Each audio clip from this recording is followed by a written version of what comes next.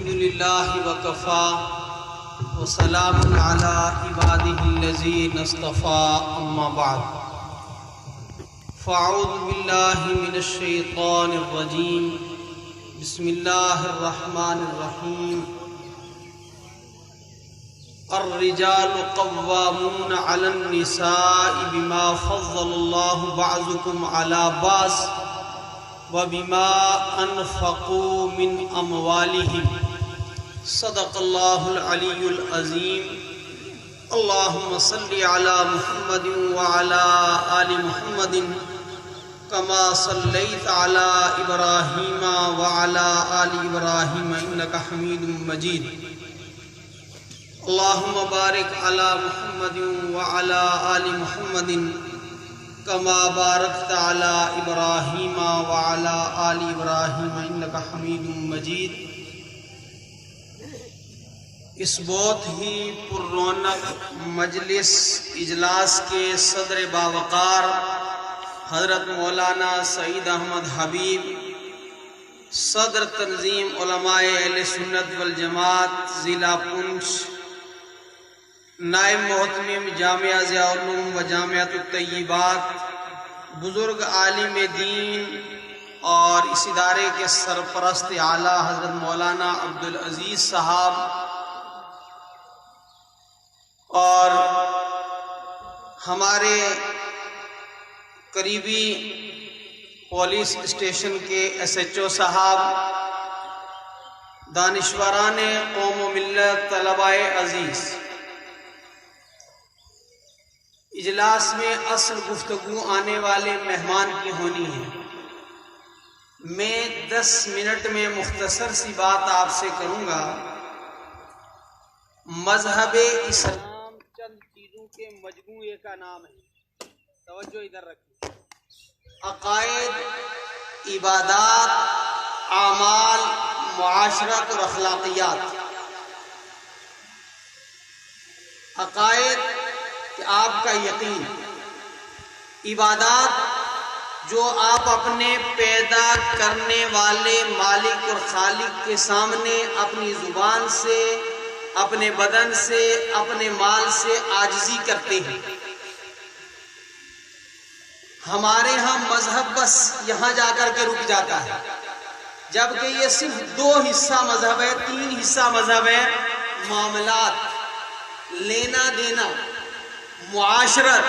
رہنا سہنا، اخلاقیات، ایک دوسرے کو پیش آنا، اچھے اعمال کرنا، اچھے کام کرنا۔ اور اتنی گفتگو کے بعد میں براہ راست اپنے موضوع کو ہٹ کرنا چاہتا ہوں، اور میری تمنا ہے کہ وہ بات آپ کے دل و دماغ میں جگہ بنا لے۔ ان دنوں میں ملک کے اندر ایک بڑا حادثہ جو انسانوں کو پیش آیا، وہ احمد آباد کی رہنے والی ایک عائشہ نامی لڑکی کا پیش آیا، جس نے ساری دنیا کے انسانوں کو جھنجھوڑ کر کے رکھ دیا، اور جس نے جاتے جاتے یہ کہا کہ میرے مالک، میرے اللہ، اب دوبارہ مجھے انسانوں کا منہ نہیں دکھانا۔ انسان اس کائنات کا دولہا ہے، انسان ہی اس کائنات کی سب سے اچھی مخلوق ہے۔ یہ آسمان کی بلندیاں، یہ زمین پر بچھی وادیاں، یہ جھرنے، آبشار، چشمے، یہ نباتات، یہ حیوانات، سورج، چاند، ستارے، یہ سارے اللہ تعالیٰ نے انسان کے لیے پیدا کیے۔ اب آپ بتائیں کہ انسان کتنا عظیم ہے۔ سورج ہے تو انسان کی خدمت کے لیے، چاند ہے تو انسان کی خدمت کے لیے، ستارے ہیں تو انسان کی خدمت کے لیے، غلے ہیں تو انسان کے لیے، قطع اراضی ہے تو انسان کی خدمت کے لیے۔ مالک نے یہ سب کچھ پیدا کیا انسان کے لیے، اور انسان کو یہ کہا وَالتِّينِ وَالزَّيْتُونِ وَطُورِ سِينِينَ، وَهَذَا الْبَلَدِ الْأَمِينِ، تین کی قسم ہے، طور سینا کی قسم ہے،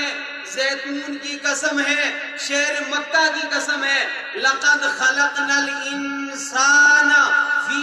أَحْسَنِ تَقْوِيمٍ، ساری مخلوقات، ساری کائنات آج جب کہ علم اپنی ترقی کے انتہا کے اوپر ہے، اس کے باوجود ماہرین کائنات یہ کہتے ہیں کہ جتنی کائنات کو ہم نے جانا ہے اس سے ارب ہا ارب، کھرب ہا کھرب کائنات وہ ہے جو ابھی ہماری نالج سے باہر ہے۔ اتنی وسیع کائنات میں سب سے زیادہ حسین، سب سے زیادہ باکمال مخلوق انسان ہے، اور انسانوں میں مرد بھی ہیں، عورتیں بھی ہیں۔ اور یاد رکھیں، چونکہ میں اسلامی تعلیمات کا طالب علم ہوں تو اپنے ہی موضوع کی بات انسان کو کرنی چاہیے۔ تو فرمایا کہ بحیثیت انسان مرد اور عورت کے اندر کوئی امتیاز نہیں ہے، کوئی فرق نہیں ہے، کوئی ان کے اندر جو ہے وہ اونچ اور نیچ والی بات نہیں ہے۔ جیسے مرد قابل احترام ہے ایسے عورت بھی قابل احترام ہے،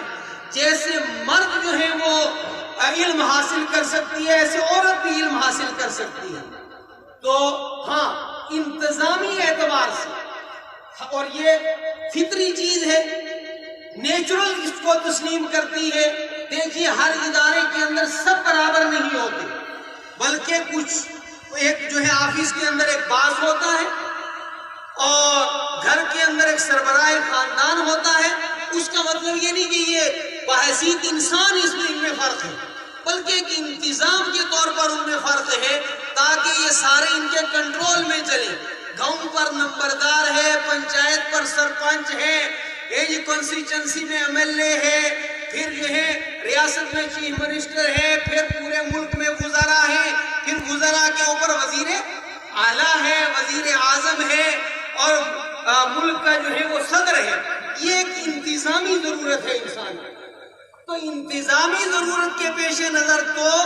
مرد کو عورت کے اوپر فوقیت حاصل ہے، باقی کوئی خصوصیت نہیں کہ عورت ہونا کوئی جو ہے وہ عیب کی چیز ہے اس لیے مرد اس کے اوپر احسان کا تان نہیں۔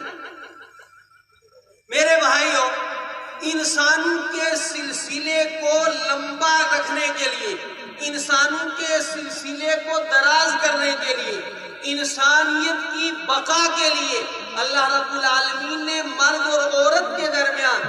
ایک سسٹم رکھا ہے، ایک جو ہے ان کے درمیان تعلق قائم کرنے کا ہمیں حکم دیا ہے۔ یہ کوئی صرف ہماری خواہشات نفسی کا معاملہ نہیں کہ ایک مرد اور ایک عورت کے درمیان شادی ہو، بلکہ یہ پیدا کرنے والے مالک کا، خالق کا حکم ہے، فَانْكِحُوا مَا طَابَ لَكُم مِّنَ النِّسَاءِ، کہ تم جن عورتوں کو چاہو، جو تمہیں عورت پسند ہو اس سے تم نکاح کرو۔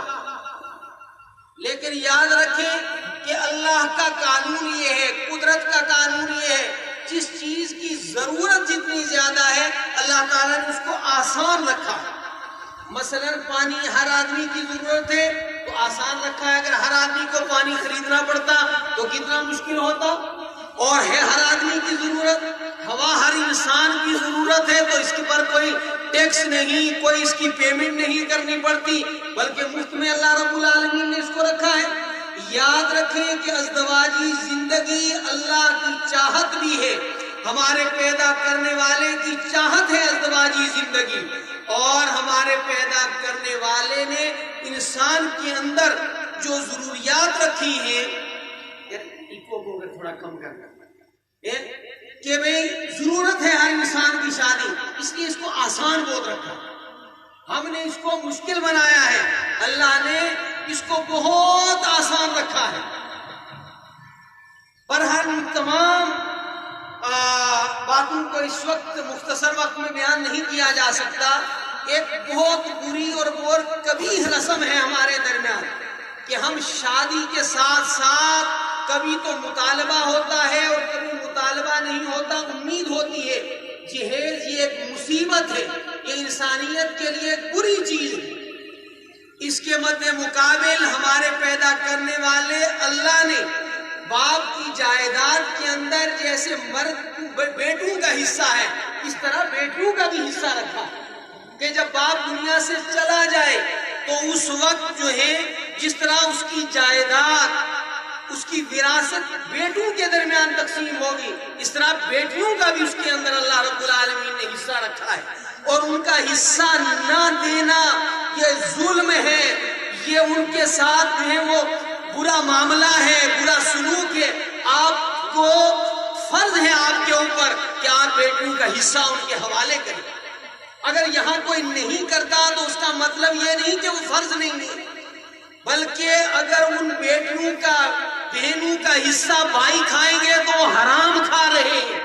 وہ اپنے پیٹوں کے اندر جہنم کی آگ ڈال رہے ہیں فرمایا کہ بچوں کے مقابلے میں آدھا حصہ اس کی پھر وجوہات آدھا حصہ کیوں کہ اس کے ذمہ کوئی چیز نہیں ہے مرد کے تو ذمہ ہے کہ وہ اپنے بیٹوں کی بھی پرورش کرے گا اپنی بیوی کی بھی پرورش کرے گا اپنے والدین کی بھی دیکھ ریکھ کرے گا لیکن بیٹی کے ذمہ داری کوئی نہیں ہے اس کا شوہر اس کے نان نفقے کا ذمہ دار ہے اس کے بیٹے اور بیٹیوں کی جتنی جو ہے کفالت ہے وہ اس کا شوہر کرے گا اس کے ساس سسر ہے تو وہ اس کا ذمہ دار ہے اس لیے بیٹی کا حصہ کم رکھا جسے عقل تسلیم کرتی ہے لیکن باقاعدہ قرآن حکیم نے کہا للذکر مثل حظ الانثیین ایک آدمی اگر مثلا میں مثال دے دو 3 لاکھ روپے چھوڑتا ہے اور اس کا ایک بیٹا ہے ایک بیٹی ہے تو 2 لاکھ بیٹے کے ہوں گے 1 لاکھ بیٹی کا حق ہے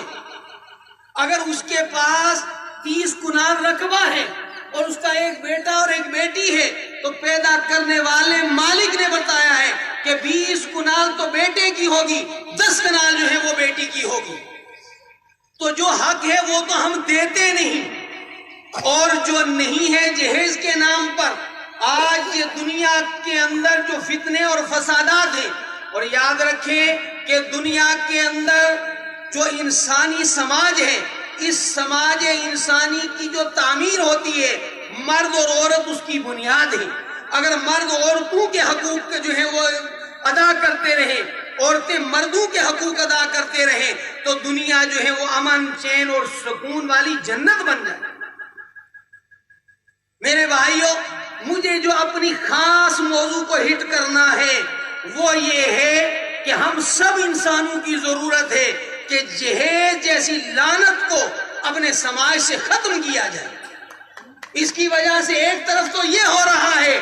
کہ بیٹیاں بوڑھی ہو جاتی ہیں اور ماں باپ کے گھر کے اندر بیٹھی رہتی ہیں بچے بدکاریوں کے اندر مبتلا ہو جاتے ہیں اور اس جہیز کی وجہ سے جب بیٹیاں جاتی ہیں تو پھر مدتوں تانے سنتی رہتی ہیں کوئی رات انہیں سکون کی حاصل نہیں ہوتی یہ سارے خاندان کو چھوڑ کر سب اپنوں کو گھیر کر کے کسی اجنبی کو اپنا بنایا تھا اور وہ پہلے ہی دن اس کے اوپر اٹیک کرتا ہے اور تانے دینا شروع کر دیتا ہے تو لے کر کے کیا یہ کم ہے کہ رونق کے کائنات تیرے گھر کے اندر آ گئی ایک کلی ایک خوشبو تیرے گھر کے اندر آ گئی اس سے بڑی کمینگی کیا ہو سکتی ہے کہ ایک تو بیٹی سب کو چھوڑ کر تیرے گھر میں آ رہی ہے اور پھر تم اس کے ساتھ مال اور دولت کی بھی جو ہے وہ چاہت رکھا میر تقی میر ہمارے ملک کے ان انسانوں میں تھے جو انسان اس ملک کا سرمایہ ہے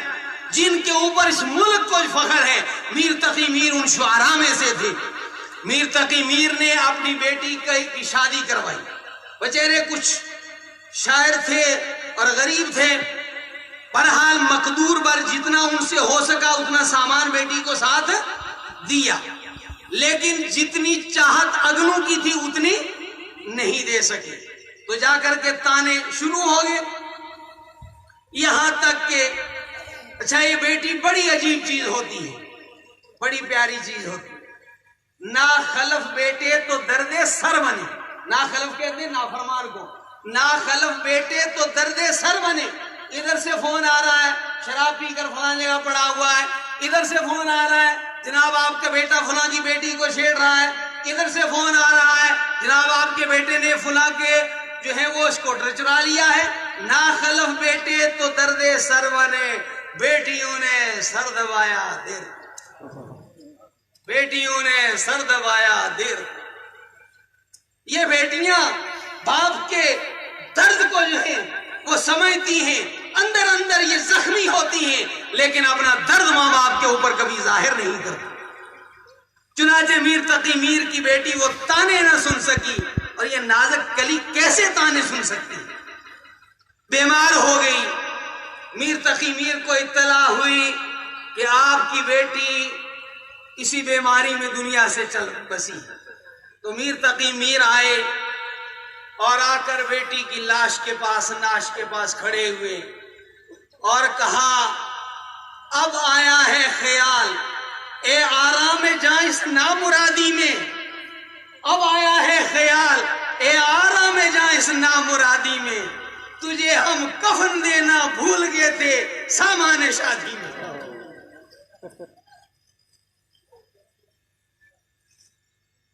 میرے بھائیوں، ہمارے پیدا کرنے والے مالک نے ہمیں کہا تھا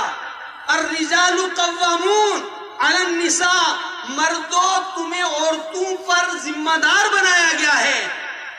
کیوں بنایا گیا ہے؟ کہ تم اپنا مال ان پر خرچ کرو،